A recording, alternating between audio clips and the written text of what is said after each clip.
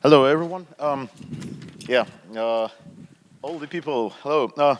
Thank you for having me here, and I'm here to tell about the games. It's kind of interesting and very emotional and personal topic for many people, maybe someone present as well. Uh, it just, we, I was doing this research for some other event, but then we thought that we need to dig deeper because it's an interesting phenomena.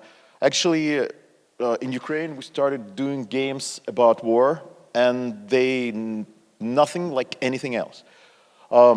Myself, I'm Yaraslau Kot. I'm also a PhD. I'm game designer, a narrative designer, and I worked for a couple companies. And my main affiliation now is Farm 51, one of the best companies in the world, of course. And I'm also a Ukrainian. And first of all, I would like to tell you why Ukrainians started making games about what's going on. Because there are a lot of controversies all over the world about whether it should be done or not. Is it a topic someone can use or not to make games on it? It has a lot of effects, and this actually full-scale invasion actually showed many additional effects of games, which undoubtedly now could be like proven. First of all, games were started being made as a therapy of game developers. They wanted to make games to not go crazy, to get their mind off of what's going on, to actually finally show everyone their story, to put down their emotion, to express themselves. There are a lot of functions to games to prove to be during this conflict, during this invasion, and a lot of them actually save lives. The most popular is to bring attention to a lot of charities which gather money to help to support Ukrainian soldiers in front lines. But there are some which are not really actually known, and games are so numerous you can't imagine. I have over 100 on my list, and here we will discuss, if we will have enough time, only about 50. Only about 50. Can you imagine? Only 50. Not every country has so many games coming out every year, but here, and some of them, some wonderful games did not get on the list. I didn't put on the list games for children, because there are even AR games for children which teach them now, for example, how to avoid booby traps on the kinder playground, children playing grounds. And while playing those games, they actually finding out safety instructions about how to behave if you see something strange at playground, not to get caught onto mine or anything else, on any explosives. So, but there's a lot of fun in finally doing what you actually dream and all nation dreams. And there is a lot of story behind every game, and a lot of popular, so to say, cultural classics now are part of this game culture now.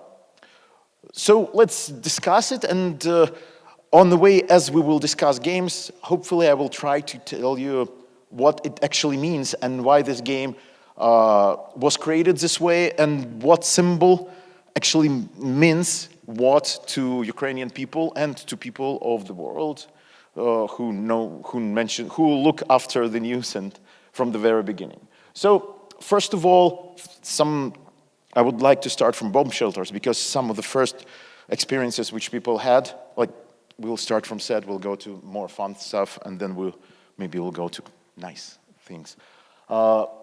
Because bomb shelters, they become the part of life of every person, and everyone was surviving there. But bomb shelters are not stop being places where people just sit and afraid. People lived in bomb shelters, and they wanted to show, and a lot of game developers actually lived there as well, and they developed some of the games there. There were game jams held from bomb shelters, and you can see they had concerts. They tried to live, well, we can't call it normal, but they tried to live as full life as possible in such circumstance. For example, this why there is a game, What's Up in Kharkiv Bomb Shelter. It's quite interesting pixel art game developed by a solo indie developer, female, who wanted to express herself to show what's going on in bomb shelters.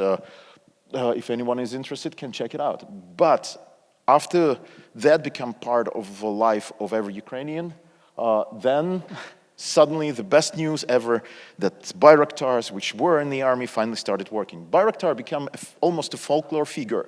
And at the beginning of full-scale invasion especially, there were a lot of jokes created how Russians were afraid of Bayraktars, how old ladies were donating money. Children and old ladies were bringing their last money to buy Bayraktars, donating. All the nation was gathering up. This is why, and because it was so powerful at the beginning when Russia did not know how to lead a modern warfare, this is why a lot of games were created by Bayraktar. For example, of course, interesting thing that now games, when they developed on this topic, they don't care about IPs. Well, each other's at least. And often they carry the same names. A lot of games called Bayraktars. A lot of games could be called like Ghost of Kiev and so on and so on. And they are not against it because these games, they don't have like the same functions usually. They don't have function of like bringing you to success, fame, and wealthness. They actually have the idea to express yourself, to help other people to feel that they also do something, and to bring attention to donations, of course. As you see, a lot of games, they have those things. Please donate and help to Ukrainians as much as you can, and they have direct links to charity accounts. This one is very simple. You just basically tap and destroy, as if Bayraktar destroys tanks. Next one is eBayraktar. What is famous about it? Because this is a unique game. It was developed by iLogos. I'm proud that I know a lot of people from that team.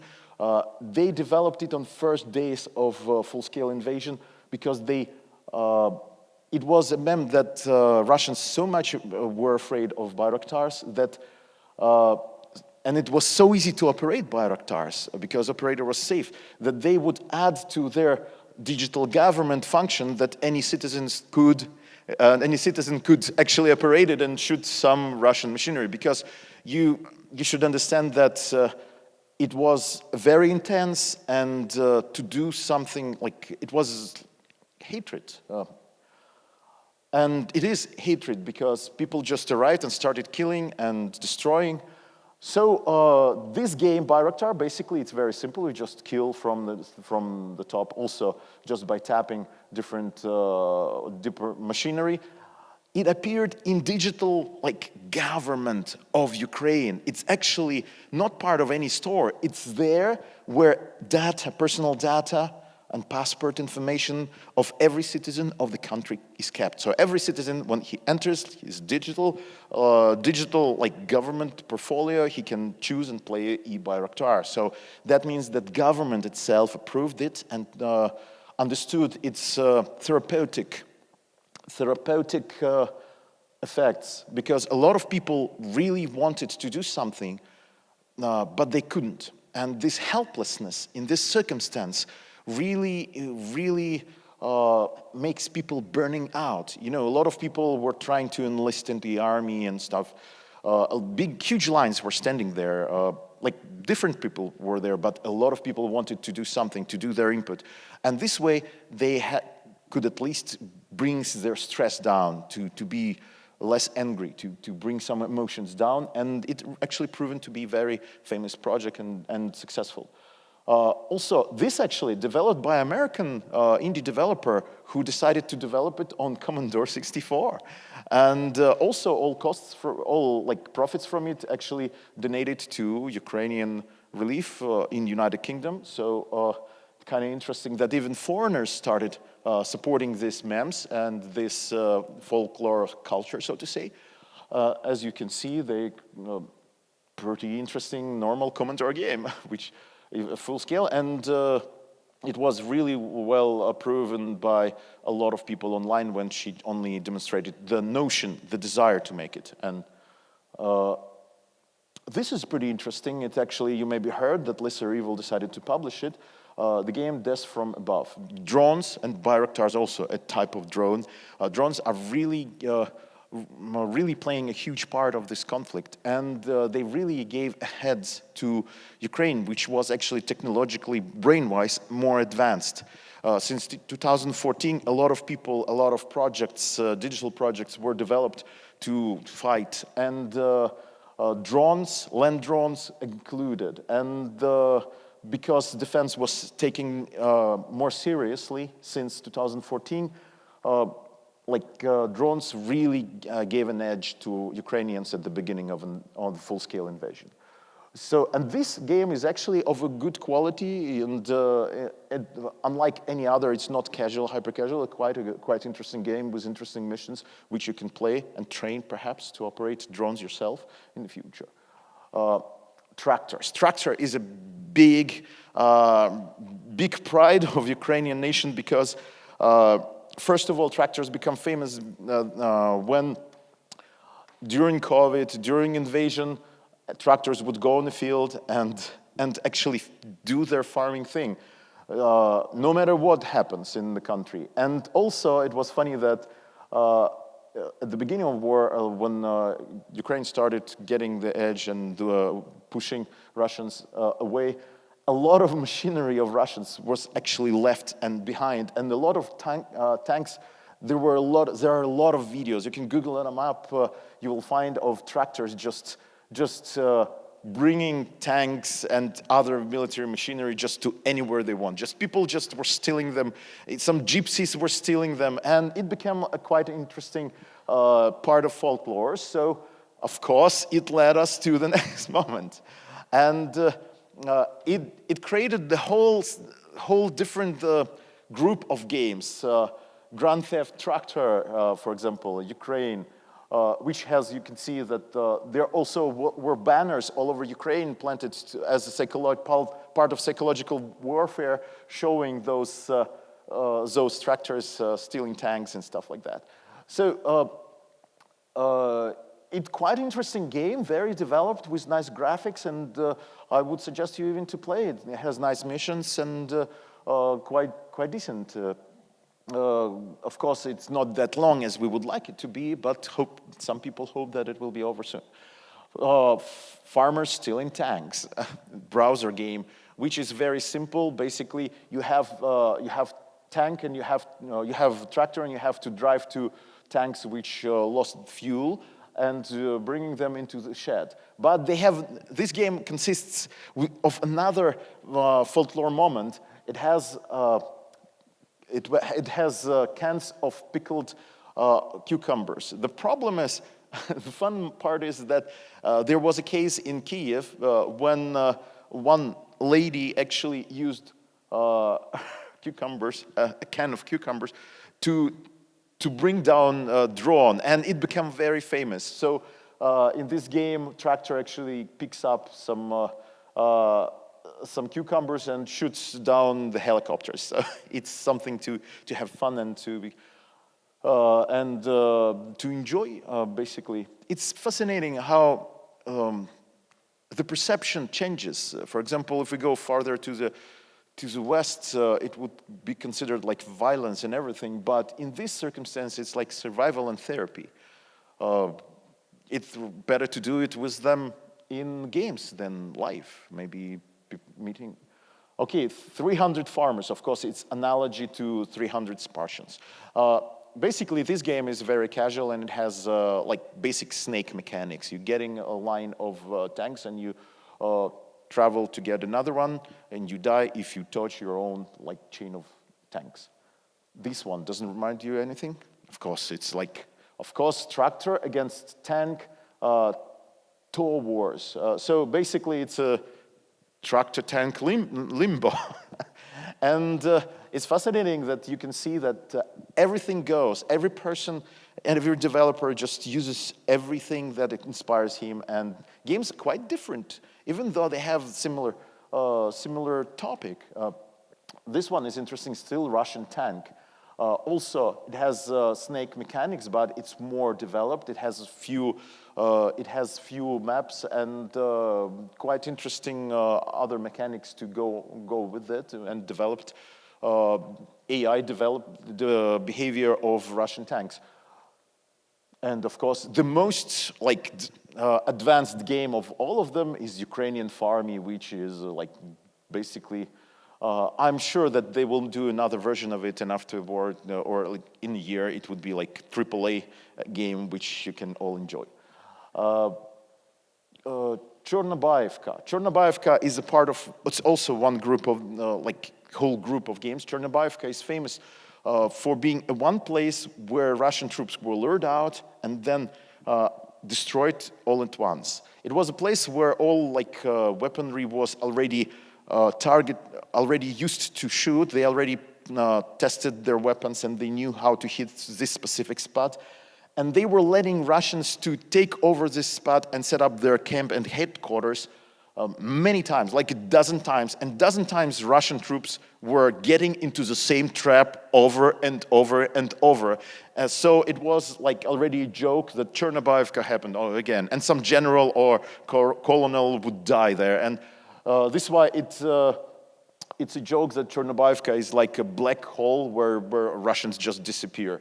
Of course, it couldn't be missed by game developers' folklore, and some games were dedicated to it. For example, there's two enemies, also where you basically also hit everything from above, also from Bayraktar, but it's supposed to be from rocket equipment. Also Chernobyevka directly, the name, and you can see that the name Chernobyevka in Russian, and they have also the game Chernobyevka with Latin alphabet. Basically, it's just killing everyone. It's like tower defense, something like that. Quite developed and brutal. Interesting, I tried to make this presentation as sensitive people as possible, but in this circumstance, you just can't. And of course, everyone knows this famous phrase, which I didn't translate because it was said in original like that. Russian warship, go home, so to say. It's actually, this picture actually became official post stamp, which now is sold for huge, immense, crazy amount of money. It became collectible. It was also. It was famous all over the world. A lot of countries started using this phrase to address Russian partners. And of course, it also has a game of its own, which has the same name, Russian warship, go home. And it's also something like tower defense. Basically, defenders defend Snake Island, and they use different resources. While killing different warships, they get more resources to develop their base. Look at that. Quite interesting. And of course, look, a lot of folklore connected with Ukrainian army men being so nice that they are kittens, or sometimes portrayed by some forest animals, because sometimes they give flowers to people who pass by and stuff. They're trying to be as nice as possible because different people are there, but it's quite interesting. Okay. Another famous fact which inspired a lot of games. Well, not a lot of, but a lot of games have this as part of them. But one game has it has specific focus on it. So, Russians, they claim that Ukrainians have this biological military birds or mosquitoes, and they're trying to send them on Russia and destroy Russia. It was like a huge plan from the very beginning. This is why, of course, game developers could not miss it. So now you have birds attack, and of course Chernobyevka from before. And actually, this bird is flying, killing ships, of course, destroying machinery, weapons, airplanes, as you can see, and you can progress, actually getting different equipment for the bird, getting different weaponry, including javelin at the end. And we're going to the next, of course, javelin, we mentioned it. Interesting that javelin becomes also very famous. It became part of it because a lot of people started buying it, being grateful to it because it helps to survive to a lot of people. And you know this love is, Ukrainian love is joke that love is when he gives you javelin. It's so nice. Because it actually something with what people could protect, basically anyone. It takes a little to get accustomed to, and it really drives enemy back. Of course, it has also one game, casual game focused specifically on javelin. Of course, it's a huge part of a lot of games. For example, more complex. It's one of the most developed and triple A game, practically triple A game. This is actually in-game footage. Can you see it? Of course, has also javelin, but it has a lot of other things. But javelin is part of Slava Ukraine. You can see javelin is a big part of many other things. I didn't put explanation about soldiers in plastic bags, but it's connected with high rate of death and Russian government claiming that they have zero losses and hiding soldiers in plastic bags and throwing them something and burning. Of course, it spanned as well some folklore. For example, the game Zero Losses, where you actually play Russian driver who drives dead bodies to crematorium to burn them. And you have to go around different obstacles around in the city. You can do a front-person view, or you can do a view from above. Quite interesting concept, and it was developed like quite fascinatingly fast. Very, very emotional game. Kinda for those who like hardcore. Oh, I tried to the most humane pictures possible. The Tetris. The Tetris, dead bodies just falling off. It's a nasty sight, but basically it's a Tetris with dead Russian bodies. Okay, here also they're joking, Manya catches Vanyu. It's actually folklore thing when a Russian lady gets pieces of her husband in plastic bags as well. It's actually also another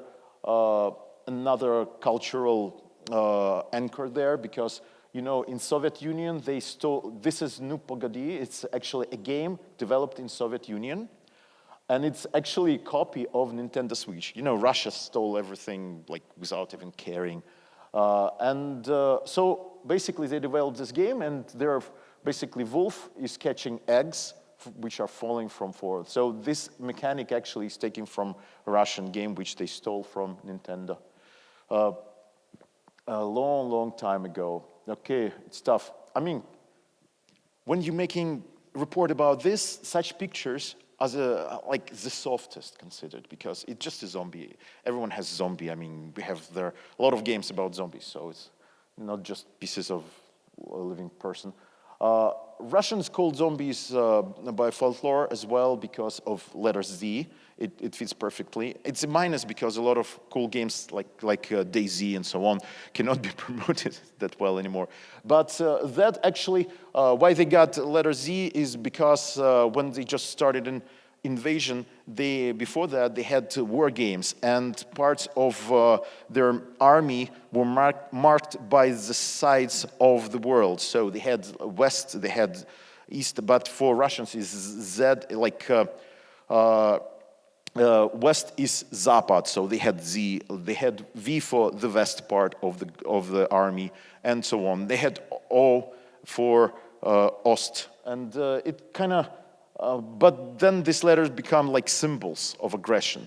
And also zombies fit well for them because often they're brainwashed by propaganda. This is why, of course, folklore couldn't miss it. And they developed, this is a quite actually developed game, even though it's low poly, but it's quite developed. See, you can have different options, different heroes. You have just infinite battle, story mode, you just pump heroes and so on. Quite interesting. Ukrainian Forces Unlimited. Also, of course, tower defense. A little bit reminds like Plants vs. Zombies, where you also can use javelins at the end and a lot of other stuff, of course. And of course, actually, this is a Maidan, this is main Kiev square, where you just beat different Russians, which, like zombies, attack you all and over, infinitely attack you, and just it's survival, like a painkiller or something. Another position, another meme is about 4 positions. Lukashenko, when he was trying to justify Putin's actions, he was saying that, they actually planned invasion from 4 positions. I can show you, I have maps with me. And that actually spanned a lot of folklore. And if you Google it up, it has huge amount of, it's probably one of the most popular GIF material. Of course, and that phrase, you can meet in some games as well, including Putin is Slayer, which some actually critics like this game the most. Not me personally, but some actually enjoy it because it has developed mechanic, and you actually fly around. You can choose Elon Musk as a character, and you fly around and you kill different popular people from Russian propaganda, and it has quite interesting, developed, smooth gameplay. Okay. Another one, of course, Russians also called orcs for their cultural level, because often people, you probably heard that they actually were stealing toilets. They were stealing washing machine because in a big part of Russia, they don't even have toilet at home. And ironically that they, for their level of development and their behavior and aggression, of course, a lot of people now compare them to orcs. And Ukraine to Gondor, which stands and keeps orcish horde away. So, of course, folklore, game dev folklore could not avoid that, and developed a game, of course, Pixel World Orcs Attack, which is quite interesting. I would suggest you to try it.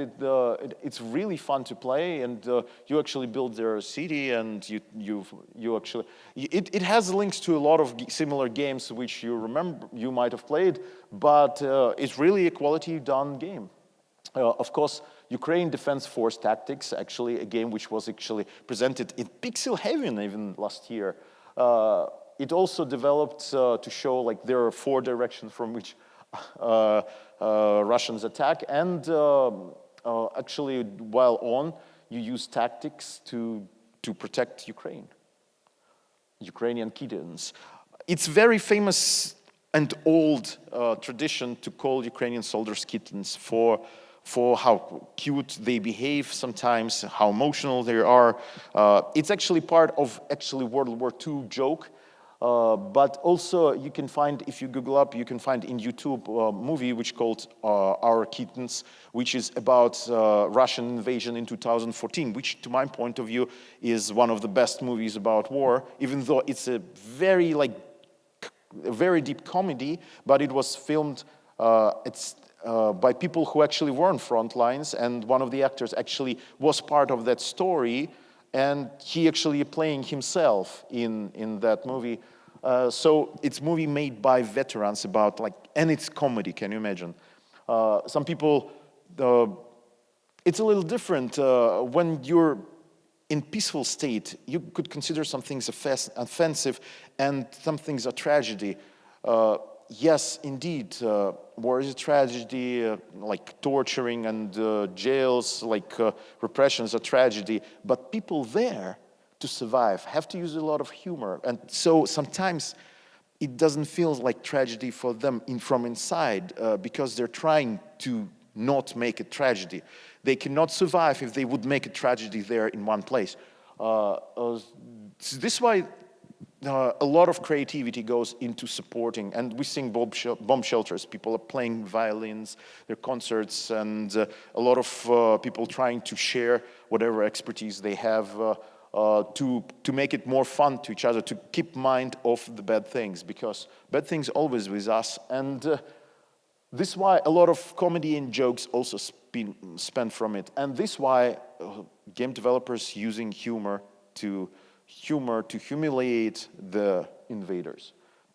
And battle cats at arms or battle kittens, they actually have all. They have all the Kadyrovs, they have javelins, they battle worship Moscow, they do everything. And you can find all actually all cultural moments and anchors which we discussed before in War Kittens. Quite developed game, and if you like kittens, even low-poly kittens, I would advise you, of course. Of course, if you get this game, all finances would go to support Ukrainians. Okay, and punishing Putin. Of course, all this hatred was concentrated on mostly on one man, not entirely on him, because he's like somewhere farther, and a lot of Russians, it's their personal choice to come, but they wanted somehow to stop him. And this game, you actually can find, it's actually, some want him to stop existing. And in this game, you're actually trying to stop him from actually appearing in this world, which actually gives satisfaction to some people who play it if they win. This game, for example, if you played Kick the Body, game where you just destroy a puppet, this game is something similar to it. You just basically have many ways to kill or torture Putin. This one as well. It was so rough that I couldn't even show any other screenshot. It's like the most nice screenshot it has. It's all available for free. I mean, this one, Catch Crazy Dictator, is quite interesting. You have Putin popping out from different holes, and those holes, they represent his like different residences, which are numerous. He has like 20 or more, and you have to catch him. And there are different levels, quite interesting progression. And whenever he pops out, he always has some kind of sign of his taken from his speeches, like it is not war and stuff like that. And always it's something which irritates Ukrainian or any civilized person. That's something like, that's actually all Putin's. And the game is called Put Putler on the Bottle, which is, well, it's self-explanatory. Alien invasion, basically. And this one, this game actually mocks this huge table of Putin. He sits in front of it. And the beginning of the game, you have to cross it, and you take sunflower, which is considered to be a symbol of Ukraine, and you just slap Putin as much as you can in a certain amount of time. That actually also has therapeutic effect, and a lot of people enjoy this game, even though it's really simple and mechanics are not that difficult. But physics are pretty cool. Okay, and this game, Elon versus Putin, Musk versus Putin, has its own story. At one point on Twitter, Elon Musk called Putin for a one-to-one battle, and of course, Putin did not react, but Kadyrov reacted. He said, "Oh, I will stand in instead of Putin, but you have to train at my war camp or something." Elon said, "Okay, but I don't need the training. I am even ready to hold my right hand behind my back." And so basically here, it's a really short game, but you have first couple levels. First you have to fight Kadyrov, then Putin, and you actually fight with one hand, representing like a very old style, like Double Dragon style fighting game where you basically bring all bad people to justice. And of course, Elon Musk wins, of course. At that moment, he didn't say those things which irritated Ukrainians. Okay, Ghost of Kiev, of course, also kittens, of course. Yeah. Ghost of Kiev, it's interesting. People foreigners thought that it's some kind of specific person, but Ghost of Kiev is actually collective image of all Ukrainian pilots. And so when Ukrainian military would say Ghost of Kiev kills that many airplanes or helicopters, it meant that Ukrainians destroyed them. Of course, it spanned a lot of cultural reaction, and you know that in different countries you got this Lego figures of Ghost of Kiev. I know in Poland you got this this Lego type toy, which a lot of people started buying because it's collectible probably by now, and you should, of course, because all money go to help to Ukraine. And of course, it created a lot of games, and Ghost of Ukraine, which is like a casual game, uh, Ghost of Ukraine, Ghost of Kiev, Ghost of Kiev. Of course, as I mentioned before, when causes are the same, IP doesn't matter. Well, each other's IP at least. So people wouldn't mind calling each other like games the same way, and they don't mind it, which is interesting phenomena, quite rare in our trade, don't you think? Oh, nobody from Nintendo? No? Okay. And Ukraine Defender is about Ukrainian pilot. You have to fly and you have to destroy Russians, but you have to be careful. See, they have children, which you have to keep alive. So it's something about being humane while fighting, which is quite interesting. And you have to, of course, protect defender. You protect your homeland. There was actually an interesting story about one is when invasion just like full-scale invasion just started and Russian troops were approaching Kiev. One really old guy who was actually a pilot. He was part of. He had been tending to this like almost museum of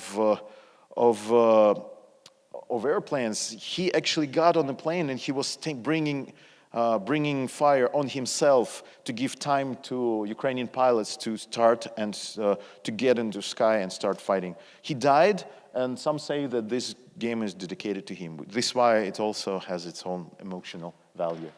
Well, some games just dedicated to war, including not focusing on specifics, but including all other things. For example, Battle of Ukraine, it basically tactical game. It's a browser game.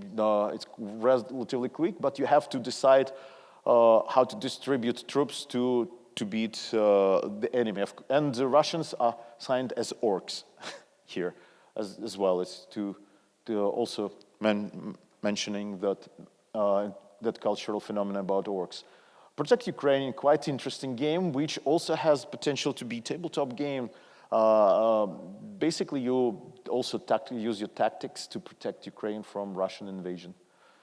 Fascinating. You can use drones as well here. It's very developed, quite interesting. Forward to Ukraine. It's actually dedicated to a very sensitive moment when Russians were announcing green corridors for evacuation, and they were destroying buses with signed children. And you know, of course, about theater in Mariupol, opera theater, which they destroyed. Nevertheless, it had huge signed children in front of it. And they destroyed it nevertheless. This is why this game reflects this phenomena and this cultural, because it's a very emotional impression which will be there forever with memory of Ukrainians and all the world. And of course, you can like steal some tanks in tractors, and you can destroy ship Moscow. Of course, everything you like. Hearts, Ukrainian strong hearts. In this game is fascinating because you're using actually hearts to kill enemies. The strength of heart, which is very symbolically, and of course, you can donate and support the army. This is fascinating phenomenon. It's actually a mod to Wolfenstein, a Wolf 3D, a famous and it's interesting that you can see that they created actually models for every popular actor of the Russian side of the conflict, and you actually play for Zelensky, who travels Castle Kremlin to destroy terrible enemies and Tsar of Russia and stuff like that. Ukrainian agent. Basically, you play a woman who fights Russians on the Red Square and destroys them all. And at the final, of course, she kills Putin. You can see like that, almost like zombies. Hentai Mission Ukraine. Anime lovers also have had their say. So you have this nice girl traveling. You can see that she finds like different toilets and other kind of things in cargo which Russians were trying to take. She destroys different Russian equipment and fights Russian soldiers. Of course, how could power girls from hentai stay away? For the victory with Ukraine, also quite interesting casual game, which includes a lot of memes. Basically, you just destroy enemies. That's defending your own. It's not too big of a game. It still has a lot of polishing to do, but it looks pretty cool, done on an Unreal Engine. And basically also Ukrainian soldier fights Russian troops invading his small town, small basically village. No, this game is more famous than many others. One game developer, like studio actually, decided to focus. And they decided to put some stories they heard from different cities, Gostomel, you can see Bucha, Mariupol, and they made this seek quests where you can just play basically visual novels. You can live through and understand how it all happens. A big part of all what happens also is given to volunteers. You know, Ukrainian volunteers getting immense amount of money with the help of all the rest of the world, of course. This game is dedicated to Ukrainian volunteers. You actually control a truck and you have to avoid everything with the sign Z and be catching like medical equipment, like helmets and boots, and gather it up and then give it to the troops. Also, interesting moment that this game actually created by volunteers as well. This game also created to announce, I mean, they don't hide it. They also created to raise money for Ukraine, and as a part of the game, you have to urge the rest of the countries to donate, basically. It's part of game's mechanics. And at the beginning, you have this little Ukraine over there, but at the end, you can see that you can become friends with all the countries and they will be supporting you, and you get gratitude. You saved a lot of lives. This is a very interesting game, which actually kind of hard to explain. This is like by mechanics, it's actually a racing game, but you actually race through nether realms to lead lost souls into heavens. Souls of deceased Ukrainian soldiers and people. Quite interesting. And very lyric, so there's not only jokes around in game dev when we talk about war.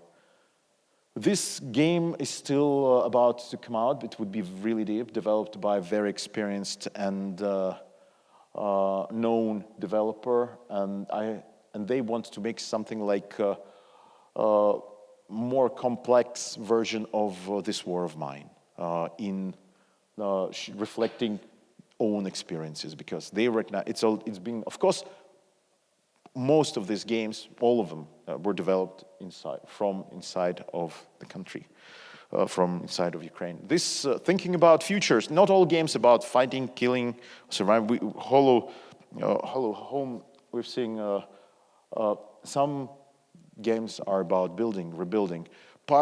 Constant part of life of Ukraine right now, not only killing and wishing for everyone dead, and I wouldn't want you thinking about that. Constant part of life of everyone is to fix things which were destroyed. And because everything destroyed constantly, every moment, every day, some rockets launched in Ukraine, some people killed, and everything has to be restored. So every Ukrainian is trying to put his best to restore. And this game, for example, Rebuild Ukraine. And because you have to fix to live the life, they fixing, cleaning. And there are a lot of superstars from media. They create volunteer groups and they go and they clear the rubble. A lot of like people doing other things just to do their part. And that's a very wonderful thing that happens, that people united. And this interesting game, it actually happens once a day. It's almost like digital flash mob. Community garden just outside Kyiv. You have to tend to the garden of sunflowers while you have been bombed and like attacked sometimes, and you have to fix it. And you get one seed, and for it to grow, you have to pour water over 6 seeds planted by other people. And live people playing it, and every of these sunflowers is planted by one separate player. It's interesting. And it's fascinating that it actually exists and works. who would think that such a game would exist and work? Yeah. Thank you very much. Any questions? Of course, those are not all games which exist, and hopefully someday I will be able just to send you all the big list of whatever you want to, like, so you would know what is there. Some still created as we speak. Any questions? Yeah. Hi, I'm Mike Yamazaki from Japan. I'm working with Japanese gaming industry. I was wondering which game resonated with you personally the most? I myself was part of the group which developed a game tool which then became military software. And as we speak, it's now been tested, fourth generation of it. By the way, and hopefully it will help to liberation of the country. And each of them resonates with me. It's difficult to say which is the strongest. All these images are very personal, and even the game sometimes is, let's not say bad words, but not very good. It still has emotional value because it's not empty. And I hope that it serves its purpose as well. You can't say that game which raises money for Ukrainians gets donations and stuff that is bad, because I mean it does its share. And what actually happened, that a lot of people learned that each doing his part, and together we can do more than if we just judge each other. This is better and the worse. They all just in their place. Thank you. Any more questions? I can feel a heavy effect of this lecture. Well, thank you for living through this presentation, and thank you for coming so late for this last lecture. Thank you very much. Thank you very much. Slava Ukraini! Slava.